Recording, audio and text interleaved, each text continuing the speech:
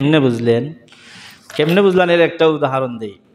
এটা আমি অনলাইন থেকে ডাউনলোড দিয়া 40 টাকা খরচ করে খালি যেগুলো আমার যেই ফিসটা দরকার এই ফিসটাগুলো আনছি। এর মধ্যে একটার মধ্যে লেখছে আমাদের দেশে কিছু বেশ্যা মহিলা আছে নি, পতিতা মহিলা আছে। এরা বলছে এরা হলো যৌনকর্মী, শুদ্ধ ভাষায় লিখছে এরা হলো যৌনকর্মী। এই যৌনকর্মীদেরকে, এটা হইল 37 পৃষ্ঠে, আপনি গুগল লেগে সার্চ দিবেন বাংলাদেশ নারী সংস্কার কমিশন, দেখবেন আসবে। ইনি 37 পৃষ্ঠের মধ্যে লেখছে যে যৌন পেশাকে অপরাধ হিসাবে চিহ্নিত না করা এবং শ্রম আইনে একে স্বীকৃতি দেওয়া। মানে বেশ্যা মহিলাদেরকে শ্রমিক হিসাবে স্বীকৃতি দিতে হবে। এদেরকে বেশ্যা বলা যাবে না, পতিতা বলা যাবে না, এদেরকে বলতে হবে যৌনকর্মী। এবং এদেরকে শ্রম মানে এরা তো মেহনত করছে, মেহনতের টাকা দিতে হবে। নাউজুবিল্লাহ, হালকে হইয়েন। এই আইন যদি ফাঁস হয়, পুরুষের তো বিয়া করবে না। পুরুষের বিয়া করার ঠেকছে নি বেটা? বিয়া করতো, বিয়া করার পরেই 3 লাখ টাকা খাবিন দেওয়ান লাগে। বিয়া করার পরেই তার মৃত্যুর আগ পর্যন্ত, খাবন পর্যন্ত দাওয়াত দেওয়ার দায়িত্ব পুরুষের।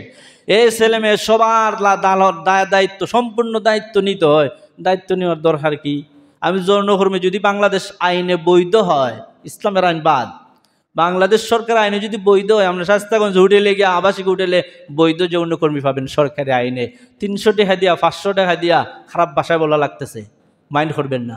আপনি নারী পেয়ে যাবেন, আপনার যৌন চাহিদা মিটিয়ে চলে আসবেন, শেষ। কোনো সমস্যা আছে?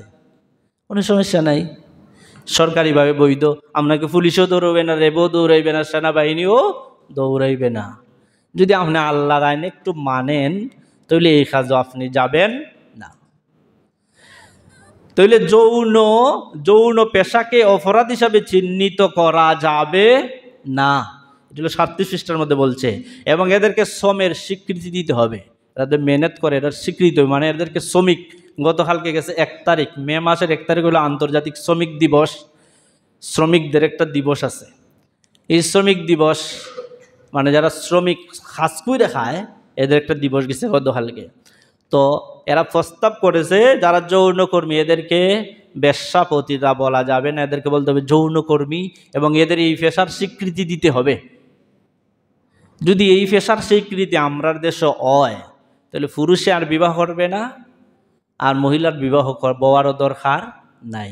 রং ডঙ্গের জীবন চলবে, এটা মানুষের সমাজ চলবে না, এটা পশুরের সমাজ হয়ে যাবে।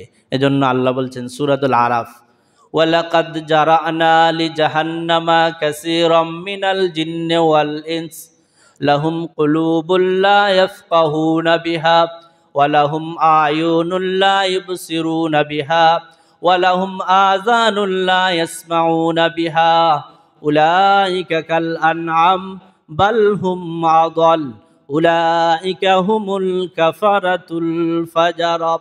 আল্লাহ বলেন আমার জাহান্নামকে আমি অধিক সংখ্যক মানব এবং দানব দিয়ে আমি পূর্ণ করে দিব। কোন সমস্ত মানব এবং দানব? ওই যেই সমস্ত মানব তাদের অন্তর ছিল বুঝা হয়েছে আমি বুঝি না, বুঝা হয়েছে কি তা বুঝি না, শূন্য কানে শূন্য হয়েছে আমি এগুলা শুনি না, আর চৌকে দেখিয়া বলছে আমি এগুলা দেখি না। এরা হলো উলাইকা কাল আনআম, এরা হলো পশুর মতো, বাল হুম আদাল, এরা পশুর চাইতে আরো নিকৃষ্ট, এর চাইতে আরো খারাপ। ওয়া উলাইকা হুমুল কাফারাতুল ফাজারা, এরাই হলো পাপিষ্ট লোক, এরাই হলো পাপী লোক, এরাই হলো মুজরিম, এরাই জাহান্নামী লোক। আল্লাহর আইন, যে কথাটা আমি বলতেছিলাম, আল্লাহর বিধিবিধান, আল্লাহর দেওয়া আইন, এগুলো আমাদের জন্য করণীয়। ইহকালেও শান্তি, পরকালেও শান্তি। তো আল্লাহর আইন, এই বিধিবিধান যদি আপনি মানেন, আল্লাহর দেওয়া বিধিবিধান যদি মানেন, তাহলে সেই আল্লাহর দেওয়া বিধিবিধান অনুযায়ী চললে দুনিয়াতে শান্তির সমাজ প্রতিষ্ঠিত হবে, আখিরাতেও আপনি কল্যাণকামী হবেন। এরা যতগুলা প্রস্তাব করেছে, এগুলো যদি আপনাদেরকে ফইরা আমি শুনাই, আপনাদের মাথা নষ্ট হয়ে যাবে, আপনারা রাগান্বিত হয়ে যাবেন। এরা কেন এইগুলা করলো? এর একমাত্র মূল কারণ হইল আমাদের দেশে যে শিক্ষা ব্যবস্থা আছে, এটা কোরআনের শিক্ষা ব্যবস্থা না, এটা হলো সমস্ত ইহুদি খ্রিস্টানদের শিক্ষা দেওয়া ব্যবস্থা। এরা বিবাহ নামে যে একটা সম্পর্ক আছে, ইসলামের দেওয়া বিধিবিধান, এই বিবাহ প্রথাটারই এরা তুলে দিতে চায়, সমাজের মধ্যে বিবাহ রাখতে চায় না, মানে সব জারজের সমাজ গঠন করতে চায়। এই জারজের সমাজ যখন গঠন হবে তখন পশু পাখির চাইতেও আরো নিকৃষ্ট সমাজ হবে। এজন্য তসলিমা নাসরিন বলেছিল, ওই যে বলছিলাম যুক্তিকতার প্রথম দিকে, তসলিমা নাসরিন বলছিল আমার যেমন দেহ আছে আমার ভাইয়েরও দেহ আছে, আমার যেমন চাহিদার প্রয়োজন, জৈবিক চাহিদা মেটানোর প্রয়োজন আমার ভাইয়েরও আছে, আমার যেমন শরীরের মধ্যে কাপড় দুপুর লাগানোর প্রয়োজন আছে আমার ভাইয়েরও আছে, তাহলে খরচের দিক দিয়া আমার শরীরের যা প্রয়োজন আমার ভাইয়েরও তা প্রয়োজন, তাহলে আমি কেন কম পাইমো আমার ভাইয়ে কেন বেশি পাবে? এটা হতে পারে না। এটা হলো নারীর প্রতি ইসলামে জুলুম করেছে। এই কথাগুলোই সারমর্ম এটার মধ্যে বলা হয়েছে। এটা ইসলামে কি করেছে? জুলুম করেছে। আসলে কি ইসলামে জুলুম করেছে না আরো বেশি দিছে? বেশি দিছে। কারণ বেটির 1 টাকা খরচ নাই, বিয়া বইলে ফাইলে 5 লাখ নগদ মোহর হিসাবে, 1 লাখ 2 লাখ নগদ। আর আপনি বিয়া করলে 2 ভরি স্বর্ণ দেওয়ান লাগে, সসম্মানে বাড়ির থেকে উঠাইয়া মানুষ নিয়ে টাকা পয়সা খরচ কইরা আনন লাগে। তাহলে মহিলা কি কেন সম্মানের জায়গা রইল না অসম্মানের জায়গা রইল? সম্মানের জায়গা রইল। আর এই মহিলা যদি পতিতাদল্যের মহিলা হয়, বেশ্যা মহিলা হয়, যৌনকর্মী হয়, তাহলে এই মহিলা কি সম্মানের জায়গা রইল না অসম্মানের জায়গা গেল? অসম্মানের জায়গা গেল। কিন্তু এটা এরা বুঝতে চায় না, হয় না যৌনকর্মী হিসাবে তাদেরকে স্বীকৃতি দিতে হবে, তাদের শ্রমের মর্যাদা বাংলাদেশ আইনে দিতে হবে। কি শ্রমিক হইছেন বুঝেন।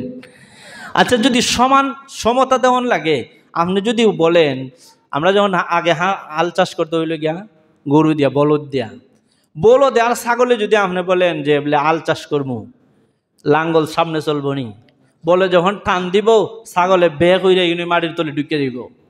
পুরুষ এবং নারীর যে সক্ষমতা, ক্ষমতা, মেধাশক্তি, বিধিবিধান, আচ্ছা আপনি একটা আপনার বিবেক দ্বারা চিন্তা করেন, একজন পুরুষ তার দেহের যে স্ট্রাকচার, যে দেহের ক্ষমতা, যে বার বহন করার ক্ষমতা, এটা নারীর আসেনি। আপনি যদি 5 কিলো দৌড়াইতে পারেন, নারী 5 কিলো দৌড়াইতে পারবে? আপনার যে শরীরের যে একটা ক্ষমতা আছে, এই ক্ষমতা নারীর আছে। আপনার শরীরের যে গঠন, এই ক্ষমতা, এই গঠন কি নারীর আছে? নারীর শরীরের গঠনটাই হলো সফট, নরম মডেলের আল্লাহ সৃষ্টি করেছেন। পুরুষের শরীরটাই আল্লাহ শক্তিশালী করে সৃষ্টি করেছেন। সুতরাং এটা সমান না। পুরুষ মনে করেন যদি আপনি বলদের মতন, নারী যদি মনে করেন ছাগলের মতন। আর যদি হন বলে ছাগল আর বলদ দিয়ে আল বাইতাম, এই আল বাইলে যে দশা হইব, আপনি যদি বলেন যে নারী আর পুরুষের সমান অধিকার দিতে হবে, ঠিক সেই দশাই হবে। কোন ঠিক না বেটি? ঠিক ধরনের হবে। এরপরেও কিছু মহিলা বলে না না আমাদের সমান অধিকারের দরকার। এদেরকে সমান অধিকার, আসলে সমান অধিকার দেওয়া হয় না, সমান অধিকার নামে এদেরকে ধোঁকা দেওয়া হয়, এদেরকে যৌনকর্মী বানানোর চেষ্টা চলতেছে, এদেরকে খারাপ। এবং কি বলবো আপনাদেরকে, আমাদের সংবিধানের শুরুতে লেখা আছে বিসমিল্লাহির রহমানির রহিম। এরা এমনও প্রস্তাব করেছে, সংবিধান যেহেতু একটা ইহকালীন একটা বিধিবিধানের, একটা রাষ্ট্র চালানোর নিয়ম নীতির লিখিত একটা পুস্তক, সুতরাং এখানের মধ্যে বিসমিল্লাহ লেখার প্রয়োজন নাই। জোরে বলেন নাউজুবিল্লাহ। কি বলবেন আপনাদেরকে? আল্লাহ রাব্বুল আলামিন আমাদেরকে এই সমস্ত কপ্পরবাজ, লম্পট, দুশ্চরিত্র নারীদের ছলনা থেকে, অপরাধ থেকে, তাদের সমস্ত কর্মকাণ্ড থেকে আমাদেরকে বেঁচে থাকার তৌফিক দান করুন। সকলে আমিন। আসসালামু আলাইকুম।